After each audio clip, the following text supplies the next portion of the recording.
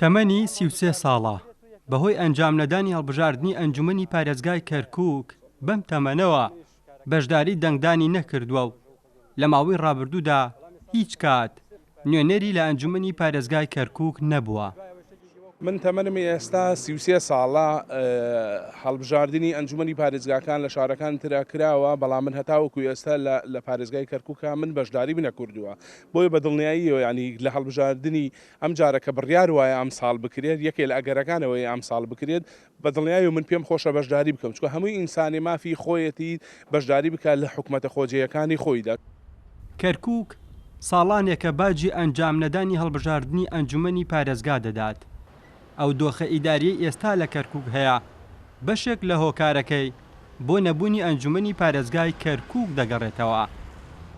لە دوای نەمانی ئەنجومەنی پارێزگاکان کە وەکو دەسەڵاتێکی ڕقابی بەسەر ئیدارەوە ئەوەش هۆکارێکی سەرەکی بووە بۆ ئەوەیەوە هەم پارێزگارێکی بۆ وکالەت بمێنێتەوە تا ئێستا خۆتان نەزانن ئەگەر ئەنجومەنی پارێزگا تەفعیل بووایەوە ئەگەر لیستی برایەتی ئەو چێشمە کێشەی تیانە بە تایبەت بەهۆی پارتی دیموکراتی کوردستان کە ڕێگر بوون لە گەڕانەوەی ئەندامەکانیان بۆ کەرکووکەوە ئێستا کەرکووک بە تاکید خاوەنی پارێزگارێکی فەرمی هەڵبژێردراوی خۆیە بوو.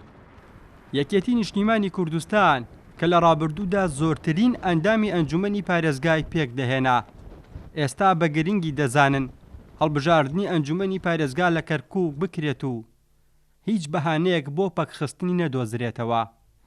لە هەڵبژاردنەکانی پێشوو نەحەقی دەرهەق بەوە کرا کە لە پەرلەمان ئامادەبوون هەڵبژاردن کرێ، بەڵام لە بۆ مەجلیسی محافەزە ڕێگریان لێکرد، هیچ بیانوێک نییە بەوەی کە هەڵبژاردننی ئەنجومەنی پارێزگای کەرکووک نەکرێەوە. ئێستا بە خۆش دەزانی ئەم فەراغە دروست بووە، پێشووتر بەهانەیەوە هەبوو کە ئەنجومەنی پارێزگا هەیە، بەڵام ئێستا ئەنجومەنی پارێزگان نماوە بۆیە ناکرێت، دەبێت کەرکووک وەکو پارێزگاکانی دیکە هەڵبژاردنیان.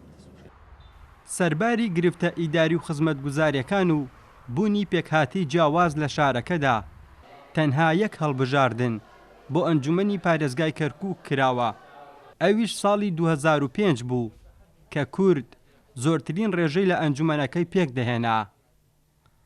ئاسۆ ئەحمەد، کورسات نیوز، کەرکووک.